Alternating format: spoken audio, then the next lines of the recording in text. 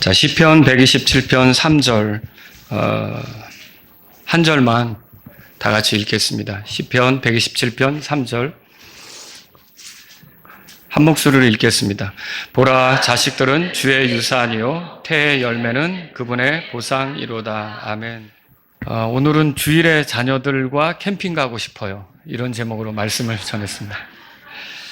어느 날 이 형제님이 자신이 섬기는 교회 목사님께 물었어요. 목사님, 아이들하고 이번 주 토요일하고 주일에는 좀 캠핑을 다녀오고 싶습니다. 괜찮겠죠? 라고 물었어요. 제 설교는 그것에 대한 답을 하는 겁니다. 오늘. 자, 부모가 자녀들과 함께 시간을 보내는 것은 좋은 일입니다. 자녀들과 놀아주고, 자녀들과 대화하고, 또 자녀들과 어딘가를 방문하고, 이거 좋은 일입니다. 이렇게 자주 대화하다 보면 신뢰감이 형성이 돼서, 자녀들을 이끄는데 도움을 받을 수가 있습니다. 자녀들도 이제 아빠를 신뢰한다, 엄마를 신뢰한다. 그러면 잘 따르고, 이제 친밀함, 유대감 속에서 또 어떤 지침이나 훈계, 이런 것들을 받는데 문제가 없게 되겠죠.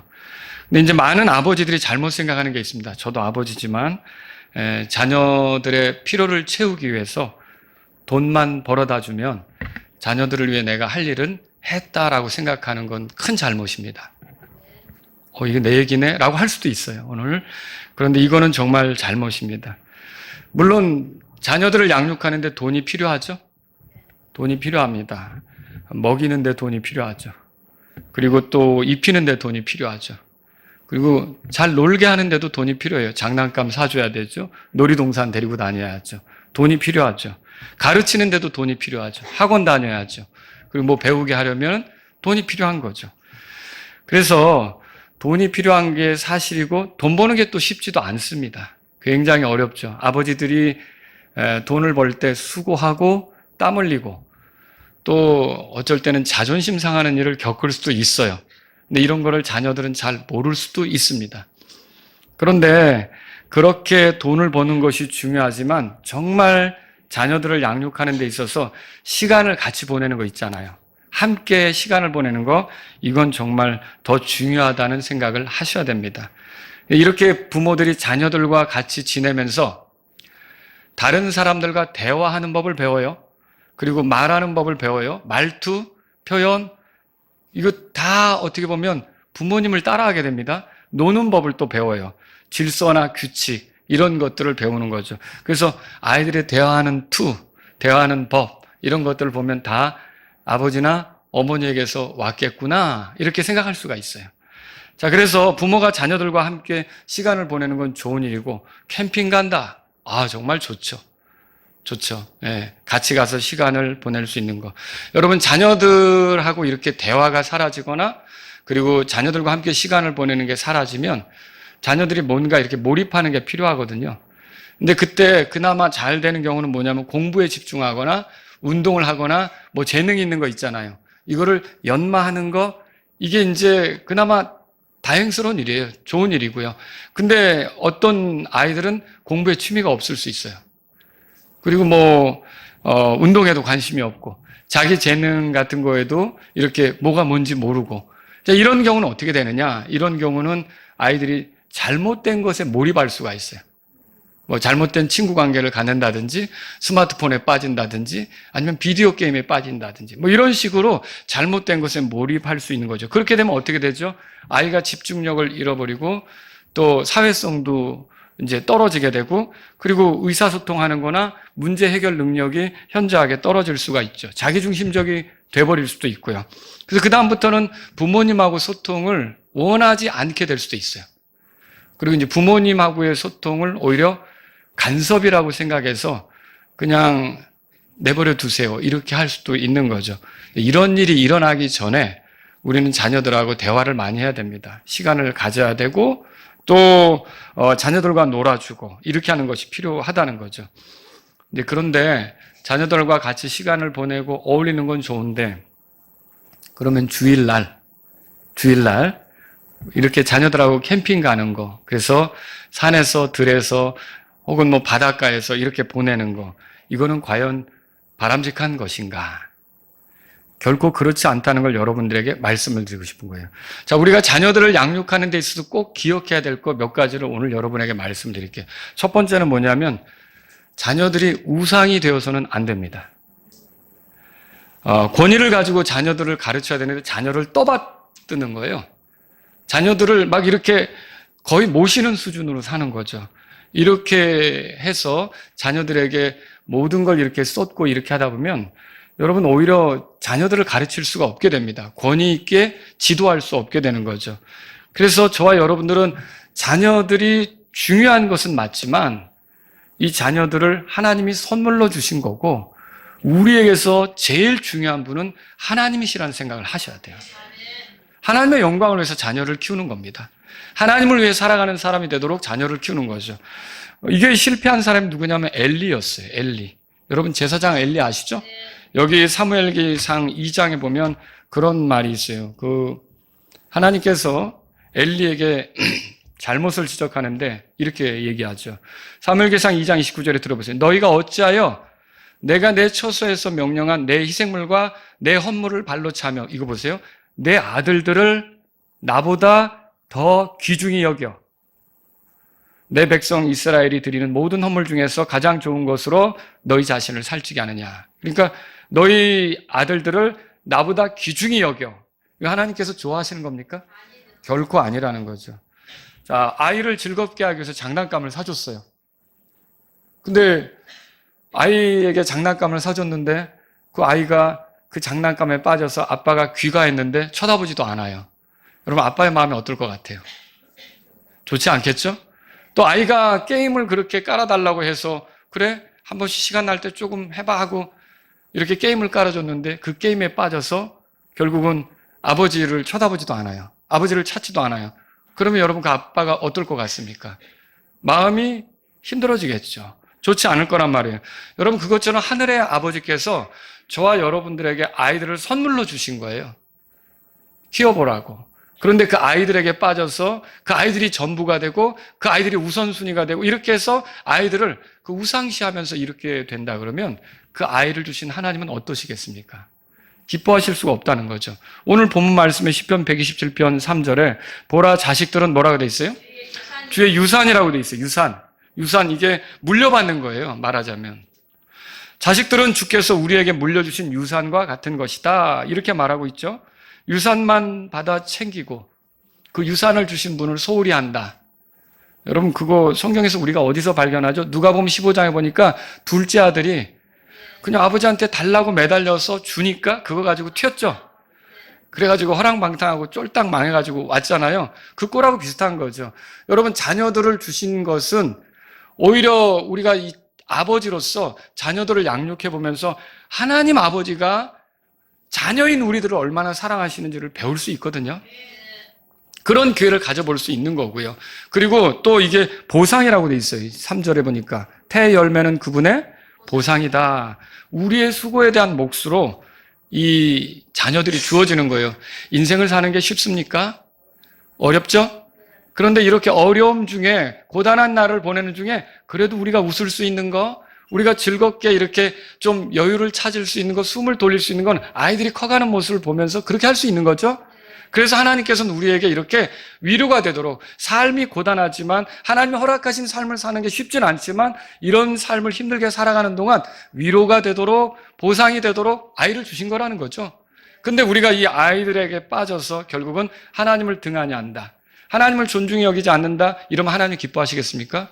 결코 그렇지 않다는 거죠. 그래서 절대로 자녀들을 키울 때 이 자녀들을 떠받들지 말라는 거죠. 이게 또 자녀들은 기분 되게 나쁠 수도 있어요, 오늘. 목사님이 지금 오늘 나한테 좀 불편한 설교를 하시는데, 그런데 아버지, 어머니 또 대보세요. 예? 이게 우리가 어떻게 자녀들을 가르쳐야 되는지를 성경을 통해서 배워야 된다는 거죠. 두 번째는요, 자녀들이 주를 경외하도록 도와야 합니다. 경외한다는 게 뭐예요? 공경하면서 두려워하는 거예요. 이거를 이제 경외한다 그러잖아요. 욥은 이렇게 말했어요. 욥기 28장 28절에 또 그분께서 사람에게 이르시기를, 여기 그분은 이제 주님이시죠. 주를 보라, 주를 경외하는 것이 지혜요, 악에서 떠나는 것이 명철이니라. 하셨느니라. 자, 하나님께서 사람에게 하신 말씀을 보면요, 주를 경외하는 것이 지혜다 그렇게 말했어요. 그래서 자녀에게 주를 경외하도록 가르치는 것은 지혜롭게 되도록 가르치는 겁니다. 여러분, 그들이 주님을 경외하게 되면 지금 읽은 말씀에서처럼 악에서 떠날 수가 있어요. 그러니까 주님을 경외하면서 악을 가까이 한다? 생각할 수 없는 거죠. 그러니까 내 자녀가 악으로부터 멀어지게 하려면 가르쳐야 될 게 도덕, 교훈, 뭐 이런 거, 바른 생활 이런 게 아니라 하나님을 가르치고 하나님을 가까이 하고 하나님을 공경하게 하면 악으로부터 멀어질 수 있다는 거죠. 그래서 자녀들에게 이렇게 주를 경외하도록 가르쳐야 되는 거죠. 그러면 이렇게 될 때 어떻게 됩니까? 아이들은 악으로부터 멀어지면서 하나님을 기쁘게 하면서 살아가는 방법을 찾겠죠. 근데 반대가 되면 어때요? 아이들에게 주를 경외하는 걸 가르치지 않았어요? 그러면 악으로 달려갈 거고 그 결말이 끔찍하게 될 수도 있다는 거죠. 후회가 가득한 그런 결말이 될 수도 있다는 거죠. 여러분, 시편 기록자는 또 이렇게 진술했어요. 시편 111편 10절입니다. 주를 경외하는 것이 지혜의 시작이라. 그분의 명령들을 행하는 모든 자들에게는 좋은 명철이 있나니 그분을 찬양함은 영원히 지속되리로다. 자, 시편 기록자에 의하면 주를 경외하는 것이 지혜의 시작이라고 그렇게 말했어요.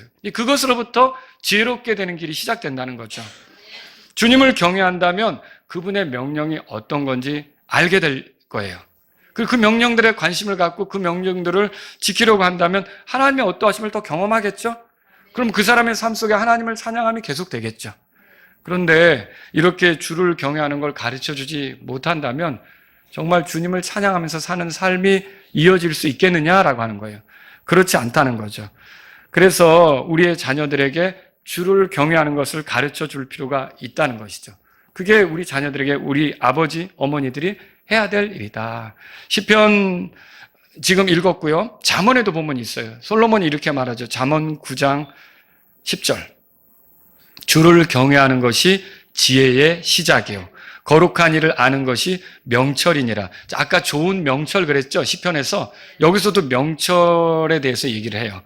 여러분, 솔로몬의 말에 의하면 주를 경외하는 것이 지혜의 시작이에요. 아무리 자녀에게 좋은 것을 물려준다고 해도 주를 경외하는 것을 물려주지 않으면 여러분, 자녀들이 어리석은 인생으로 살아가게 되는 거예요. 그러니까 지혜롭다, 어리석다. 어리석은 자는 그 마음에 하나님이 있어요, 없어요? 없는 거죠. 그러니까 제멋대로 하는 거죠. 자기 중심으로 가는 거죠. 그런 사람이 거룩한 걸 추구하겠습니까? 거룩한 걸 추구하지 않겠죠. 근데 주를 경외하게 되면 거룩한 일을 알게 되고 명철이 있게 된대요. 명철은 뭐예요? 깨닫는 거죠. 이해하는 거죠. 언더스탠딩 그렇게 돼 있잖아요. 그러면 이 명철이 있다는 건 삶에 대해서 이게 왜 사는지, 무엇이 목적인지, 내가 어떻게 사는 것이 합당한지 이런 걸 이해하면서 살아갈 수 있다는 거죠. 근데 아이들에게 주를 경외하는 걸 가르치지 않으면 열심히는 할 수 있어요. 뭔가를 쫓아다니긴 할 수 있어요. 뭔가에 빠지게 할 수도 있어요. 뭔가를 자꾸 모으게 할 수도 있어요. 근데 그 나중이 어떻게 될지는 아무 생각도 없이 그냥 달려가게만 하다가 나중에는 다 여러분 죽음이 오면 다 놓쳐야 되잖아요. 잃어버려야 되잖아요. 우리가 올 때 뭐 잔뜩 싸가지고 왔습니까? 빈몸으로 왔죠? 갈 때는 어떻게 해야 됩니까? 다 내려놓고 가야 되죠. 자, 그런 속에서 열심히 달렸지만 뭔가를 모은다고 했지만 움켜잡는다고 했지만 죽음이 오면 다 아무것도 가져가지 못하는 허망하게 뭐지? 물거품처럼 다 사라져버리는 그런 마지막을 맞이하면서 삶이 뭐였던가 깨닫지 못한 채 세상을 떠날 수도 있다는 거죠. 그러나 주를 경외하는 걸 가르치면 어때요? 명철이 생겨요. 좋은 명철이 생겨요. 아, 인생이란 이런 거구나. 내가 이런 목적으로 존재하는 거구나. 아, 내가 생각하며 살아야 될 분이 있구나. 그리고 이렇게 하는 것이 올바른 결과에 이르겠구나. 이렇게 하면 안 되겠구나. 이런 것들을 깨달으면서 갈 수가 있다는 거죠. 그래서 저와 여러분들은 자녀들에게 주를 경외하는 것을 가르쳐 줘야 돼요. 어려서부터. 자, 아까 그 이형제님이 목사님에게 이렇게 말할 수 있어요. 목사님, 좋습니다. 제가 아이들에게 주를 경외하도록 가르치려고 해요. 근데 이제 이번 주말에는 들판에 나가서 참 아름다워라 주님의 세계는 이 노래도 부르고요. 제가 말씀을 준비한 것도 이렇게 좀 들려주고요. 이렇게 할 거예요. 여러분, 근데 초점은 아이가 아니라 하나님이셔야 합니다. 그리고 놀이가 아니라 경배이어야 합니다. 그리고요, 들판이 아니라 예배 처소여야 하는 거예요. 사람들이 함께 모이는 예배 장소여야 된다는 거죠. 그래서 우리가 생각할 때 아이들에게 주님을 경외하도록 그렇게 가르치는 것이 필요하다는 걸 알아야 되는 거죠. 여러분, 세 번째는요, 자녀들의 삶에서 그래서 하나님이 먼저가 되게 해야 돼요. 여러분의 삶에서는 하나님이 먼저입니까? 우리가 구원받았으면 하나님 먼저죠? 우리의 삶에 하나님이 먼저이듯이 우리 자녀들의 삶에도 누가 먼저여야 합니까? 하나님이 먼저여야 한다는 거죠. 하나님이 두 번째나 세 번째 또는 네 번째가 돼서는 안 되는 거죠. 하나님은 항상 먼저여야 돼요. 여러분, 왜 대개의 세상 사람들이 그렇게 자녀들에게 공을 들이죠? 자, 마태복음 6장에 펴보세요. 마태복음 6장에 왜 그렇게 공을 들일까요?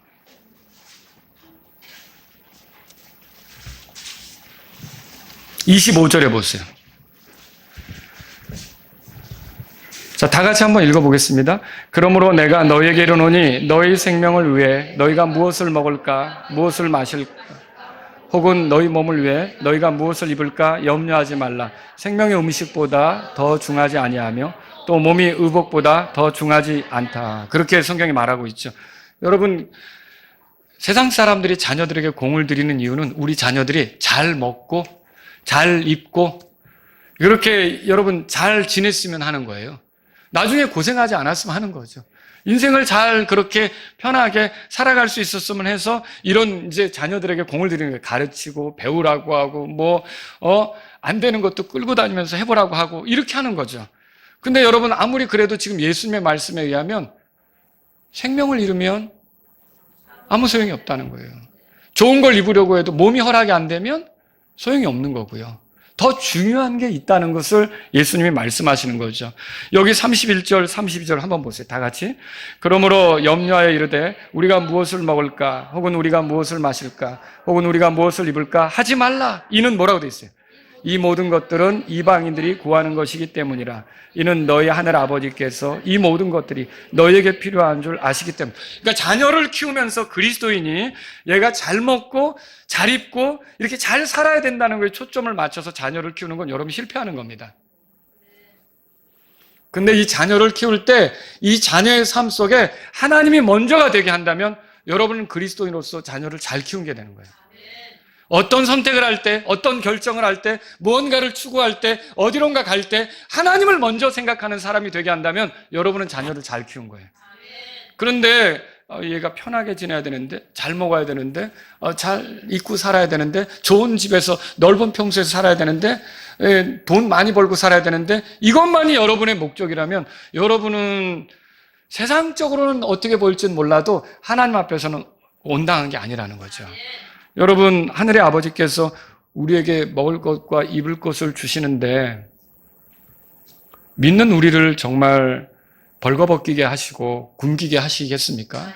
시편 37편에 보면은 주께서 선한 사람의 걸음을 정하시고 그의 길을 인도하신다 그랬죠. 그가 완전히 그가 넘어질지라도 완전히 쓰러지진 않는데 왜요? 주님께서 떠받치시기 때문이라 그랬죠. 그리고 그의 자녀들이 구걸하는 법이 있어요, 없어요? 없다고 성경에 써 있죠. 예, 저 같은 경우도 개인적으로 제가 우리 교회 방문하신 분이었는데 지금은 교회 오지 않습니다. 근데 몇 주에 걸쳐 자꾸 목사님 양복이 굉장히 멋있습니다. 이렇게 얘기한 적이 있어요. 여름에.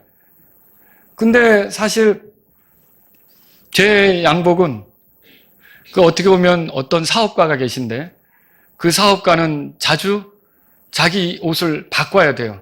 사람들하고 만나는데 똑같은 옷을 계속 입고 다니면 안 되잖아요. 근데 그분이 하필이면 몸 사이즈가 저랑 비슷해요. 그러니까 입다가 목사님 생각나니까 모아가지고 한 번씩 보내는 거예요. 그러면 제가 그분 덕으로 진짜 옷 걱정 안 하고 입을 거 걱정 안 하고 제가 처음 간증하는 거예요. 입을 거 걱정 안 하고 여기까지 살아왔어요. 그분께 감사하고요. 그래서 그분을 위해서도 기도하고 있고. 그런데 목사님 그래서 이런 걸 왜 자꾸 절 주세요? 나는 사업을 하기 때문에 이거 자꾸 바꿔 입어야 됩니다. 근데 저는 좋죠. 마음에. 근데 보세요. 하나님께서 저를 벌거벗기신 적이 없더라고요. 그리고 굶기신 적도 없고요. 정말 이렇게 돈이 없어서 쩔쩔매는 시절이 있었어도 결국은 제가 이렇게 우리 자녀들을 하고 먹을 수 있게 하시고 이렇게 하신 걸 돌아보면 여러분 하나님께서 절대로 우리를 먹이고 입히고 이렇게 하는데 하나님께서 능력이 모자라신 분처럼 그렇게 행하시지는 않는다는 거죠. 여러분, 충분히 우리는 그래서 그게 목적이 되면 안 돼요. 우리 자녀들을 키울 때도 얘가 굶으면 어쩌지? 얘가 못 입고 살면 어쩌지? 우리 그 고민으로 우리 자녀들을 바라보면 안 되는 거예요. 우리 자녀들에게 필요한 건 뭘까요? 하나님이 먼저가 되는 거예요. 그 33절 보세요. 다 같이 읽겠습니다. 33절 읽겠습니다. 오직 너희는 먼저 하나님의 왕국과 그분의 의를 구하라. 그리하면 이 모든 것들이 너희에게 더해지리라. 왜? 그분의 왕국과 그분의 의를 구하라. 그런데 여기에 먼저라고 되어 있어요. 킹제임스 영어 성경에 보면 먼저, 영어로 first예요. 그럼 뭐야? 첫 번째로. 그러니까 삶을 살아가는 데 있어서 주님이 자신의 제자들에게 원하는 게 뭐냐면요, 먼저, 우선적으로, 가장 먼저 하나님의 왕국과 그분의 의를 구하라는 거죠. 여러분, 이게 뭐예요? 우리 제자들이라면 하나님의 왕국은 거듭난 사람이 들어가는 곳이고, 의롭다 그러면 의롭게 된 사람들이 의를 추구할 수 있는 거죠. 그게 성화의 삶 아닙니까? 자, 이런 삶을 하나님을 위한, 하나님이 기뻐하시는 그런 삶을 추구하라고 말하는 거죠. 근데 우리 자녀들도 이렇게 되려면 어떻게 돼야 돼요? 그 자녀들이 하나님을 알아야죠. 거듭나야 되죠. 그리고 거룩한 삶에 관심을 가져야죠. 그렇게 자녀들을 키우라고 지금 성경이 말하는 거죠. 여러분, 그래서 자녀들이 먹고 마시고 입고 세상에서 안정적으로 출세하고, 이게 우선순위가 되면 안 돼요. 가장 먼저 우리 아이들이, 내 아들이든 내 딸이든 이 자녀들이 하나님을 먼저 생각하는 사람이 되면 여러분은 정말 그 아이를 지혜로운 길로 이렇게 들어설 수 있도록 도운 거고요. 정말 그 아이들에게 필요한 것들을 한 거라는 거죠. 그러면 그 이후로 여러분, 요셉이 아버지 집을 떠났어요. 형제들에 의해서 팔려갔어요. 그 거친 환경에 들어갔잖아요. 말도 통하지 않은. 그런데 거기에 아주 창세기 39장에 보면 4번이나 반복되는 게 뭐냐면 그러니까 하나님께서, 주께서 함께 하셨다는 거. 그러니까 거기서 살아가는 거예요. 그러니까 우리에게 돈도 명예도 뭐 이런 거 아니에요. 어떤 그 지위도 이게 우리를 보장해 주는 게 아니라 하나님이 함께 하시면 우린 이 세상을 의미 있게 가치 있게 살 수 있어요. 우리 자녀들도 그렇게 살아갈 수 있도록 도와야 된다는 거죠. 그래서 하나님이 먼저가 되도록 도와주십시오. 그렇게 하셔야 되는 거예요. 4번째로, 자녀들이 주일에는 하나님의 집에 있어야 합니다. 하나님께서 경배하는 자들을 찾으시는 거 아시죠? 요한복음 4장 23절에 오직 참된 경배자들이 영과 진리 안에서 아버지께 경배할 때가 오나니 곧 지금이라. 이는 아버지께서 자신에게 이렇게 경배하는 자들을 찾으시기 때문이라. 여러분 읽어보셨죠? 자, 이 형제님이 담임 목사님에게 이렇게 말할 수 있어요. 목사님, 우리 아이는 아직 구원받지 않았어요. 하나님께 경배 드리기는 어울리지 않습니다. 원래 경배라는 게 구원받은 사람들이 하나님께 드리는 거 아닙니까? 맞죠? 근데 이게 하나만 맞고 하나는 또 틀려요. 맞는 건 뭐냐면 진짜 참된 경배는 거듭난 사람이 드릴 수 있어요. 거듭난 사람이 하나님을 만날 수 있고, 그리고 하나님도 왜 거듭난 사람을 만나줍니까? 그 사람이 거듭났다는 건 예수님을 의지한다는 거죠. 예수님을 의지하지 않고는 하나님이 받아주실 수가 없어요. 그러니까 예수님 제껴놓고 하나님께 정성 드린다고 그 사람 하나님이 받으신다? 아니요. 가인과 아벨이 희생을 드린 거 아시죠? 그런데 하나님께서 아벨의 희생, 헌물, 거기에는 관심을 두셨지만 가인의 것에는 관심을 두지 않았잖아요. 땅의 소산물, 자기의 열심, 수고, 노력의 결과로 하나님께 가는 거하고 나를 대신해서 죽는 희생물을 의지해서 나아간 거하고는 다르잖아요. 결국 우리가 예수님을 의지할 때만 우리 경배가 하나님 받으시는 거예요. 오늘 여러분이 여기 와서 경배 드리는 것도, 하나님이 내 경배를 받으신다고 생각하는 것도, 내가 지난 한 주간 기도 좀 했고 전도 좀 했고 또 여러 가지로 좋은 일 많이 했기 때문에 오늘 하나님이 나 받으실 거예요. 맞아요? 아니죠.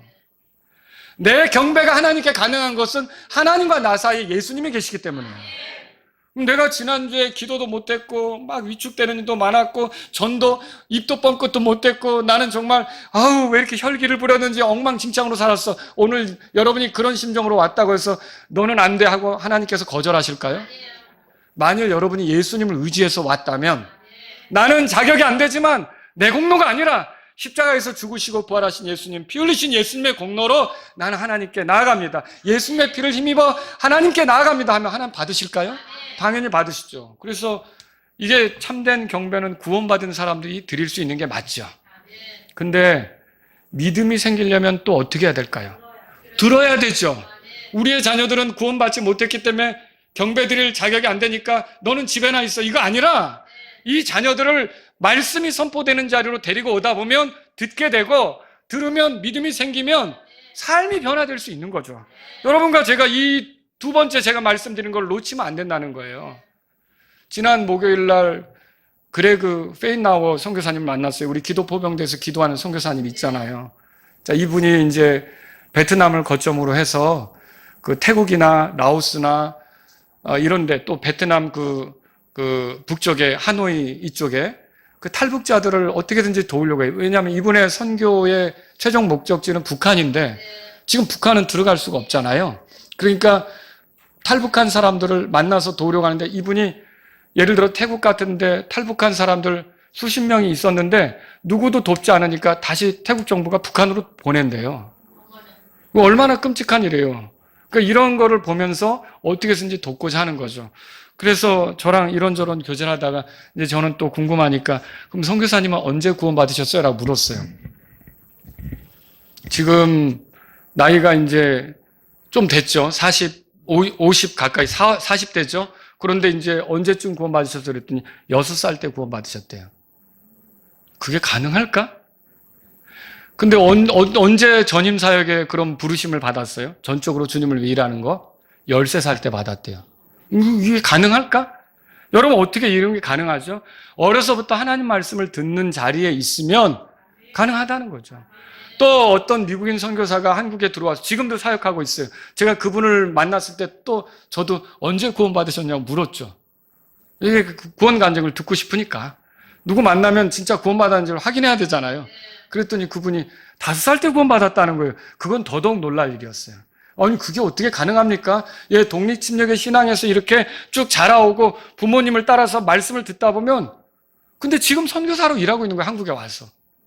그러면 여러분 이런 걸 알 때 우리가 우리 자녀들이 하나님 말씀을 듣는 자리로 와야 되는 건 너무 당연한 거 아닙니까? 자, 이스라엘은 안식일을 지켰어요. 여러분 안식일을 지키라는 명령이 10계명에 있죠? 자, 오늘이 안식일입니까? 아니죠. 교회 또 장로님들이 주일날 모여서 예배드리는데 오늘 안식일을 우리에게 주셔서 이거는 지금 잘못하는 거죠. 안식일은 토요일 저녁 그때 끝나는 거죠. 금요일 저녁부터 해서. 이건 지금 우리가 모이는 건 안식일이 아니에요. 주일이란 말이죠. 주일. 그죠? 그러니까 이게 혼동이 되면 안 되는 거죠. 그런데 안식일을 지키라는 명령의 핵심이 뭘까? 그거 다른 거 보면 다 도덕적인 거거든요. 첫째 명령부터 그 셋째 명령까지는 나 외에 다른 신을 잊게 하지 말라, 우상을 숭배하지 말라, 주의 이름을 하나님의 이름을 이렇게 함부로 하게 망령되게 하면 안 된다. 그거 있잖아요. 그리고 5번째 명령부터는 뭐예요? 부모를 공경하라, 살인하지 말라, 간음하지 말라, 도둑질하지 말라, 거짓 증언하지 말라, 탐내지 말라. 이거 아닙니까? 근데 이게 도대체 4번째 명령은 뭐지? 안식일을 지키라는 명령은 왜 거기 들어가 있는 거지? 여러분 그 핵심이 뭘까요? 그 명령에. 자, 이 이스라엘 아이들이 물어볼 수 있죠. 아버지, 6일 동안은 열심히 일하는데 왜 이날은 쉬어요? 왜 이날은 안 해요? 그러면 아버지가 뭐라고 얘기할까요? 야, 그야 하나님께서 우리더러 쉬라고 했기 때문에 쉬는 거지. 그러면 자녀가 생각할 거 아니에요. 하나님이 누군데 우리가 그분이 말한 대로 따라야 돼요? 그러면 아버지가 얘기해 줄 수 있죠. 그 하나님이 세상을 만드신 분이야. 6일 동안 세상을 창조하셨고 7째 날 쉬었지. 우리는 그분을 기억하며 살아야 돼. 아, 그래요? 야, 봐라. 일주일 동안 6일 동안 내가 아무리 열심히 한다 그래도 농부가 밭에서 아무리 땀 흘리고 씨 뿌리고 물 주고 이렇게 해도 그 하나님께서 좋은 날씨 주지 않고 비 주지 않고 그냥 이렇게 하면 그거 다 허사야. 우리는 하나님을 기억하며 살아야 돼. 6일 동안 열심히 내 힘으로 일한다고 되는 게 아니라 6일 동안 일도 열심히 하지만 하나님을 기억하며 사는 게 중요한 거야. 여러분 그 가르쳐 줄 수 있지 않습니까? 그게 안식일의 의미죠. 그러니까 저와 여러분들은 안식일을 지킬 필요는 없어요. 왜 그래요? 예수님을 통해서 우리는 하나님을 기억하며 사는 사람들이 됐기 때문이죠. 우리가 물론 율법을 지켜서 구원받는 것도 아니고 율법을 지켜서 구원을 유지하는 것도 아니고 실상은 우리는 이방인이기 때문에 율법을 지킬 의무가 있어요? 없어요? 우리는 없어요. 그런데 그 명령이 율법에 있는 걸 보면 이거 왜 이걸 주셨을까? 이거는 하나님을 기억하며 살라는 거거든요. 그러면 오늘 우리는 하나님을 기억하고 사는가? 예수님을 통해 아버지께로 온 사람은 다 하나님을 기억하게 된 거예요. 안식일이 성취된 거예요. 그러니까 안식일을 따로 지킬 필요가 없죠.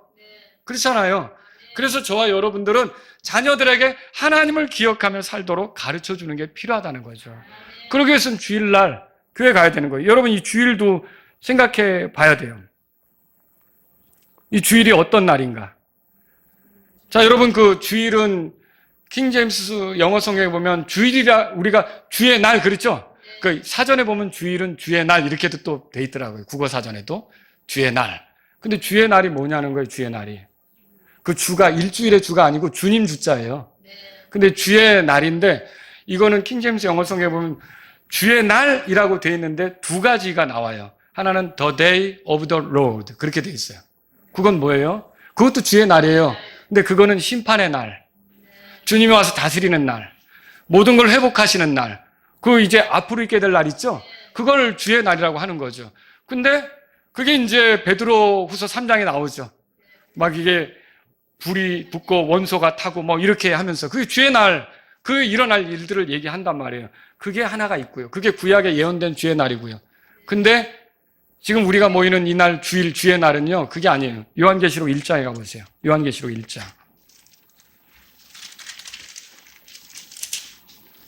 요한계시록 1장.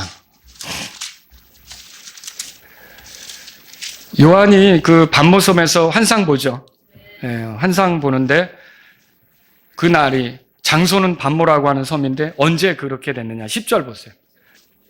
다 같이 읽겠습니다. 주의 날에 내가 성령 안에 있었고 내 뒤에서 나팔 소리 같은 큰 음성을 들었는데 주의 날이라고 돼 있죠. 이게 저 마지막에 그 아주 그 심판이 집행되고 그런 날이 아니라 여기 주의 날은 영어로 The Lord's Day예요. The Lord's Day. 이게 지금 이게 오늘날 우리가 말하는 여러분 이 날은요 주님이 부활하신 그 날이기도 해요. 8번째 날. 그리고요 이 날은 또 성령님께서 교회에게 강력하게 임하신 날이기도 해요. 그 초실절로부터 50번째 되는 날이 77은 49 지나가서 그 다음 날이 또 주일이거든요. 그러니까 성령님께서 임하셔서 교회가 역동적이 된 날이 또 이 날이기도 해요. 고린도 전서에 보면 초기 교회가 정기적으로 모였던 날이 이 날이기도 하고요. 그럼 여러분 주의 만찬 아시죠? 주의 만찬을 우리가 킹제임스 성경에서 보죠. 더 로드 서퍼. 우리가 성만찬이라고 안 합니다. 우리가 그냥 성경 기록대로 주의 만찬 그러죠. 근데 주의 만찬 그러는데 그날 그 주의 만찬을 할 때, 그 주의 만찬 할 때 그것의 그 큰 의미가 뭐예요? 자, 거기에서 빵을 사용하고 포도즙을 사용하죠. 자, 그러면 이 빵하고 포도즙을 통해 예수님을 기념하죠. 누구를 기억하는 거예요? 예수님을 기억하는 거예요. 주님을 기억하는 거죠. 주님이 오실 때까지. 자, 로드 서퍼가 그 의식을 통해 주님을 기억하고 기념하는 것처럼 로즈 데이, 더 로즈 데이도 역시 주님을 기억하고 기념하는 날이라는 거예요. 그 날이 오늘이에요. 이런 날은 어떻게 해야 됩니까? 예, 경배하는 자리에 있어야죠. 주님을 찬양하는 자리에 있어야죠. 주님께 드리는 자리에 있어야죠. 주님의 말씀을 받는 자리에 있어야죠. 그리고 주님의 말씀을 받으면서 그렇게 살겠다고 기도하는 자리에 있어야죠. 여러분 이렇게 돼야 되는 거예요. 그래서 여러분과 제가 이 자녀들이 주일에 예배 처소에 있도록 도와줘야 되는 거예요.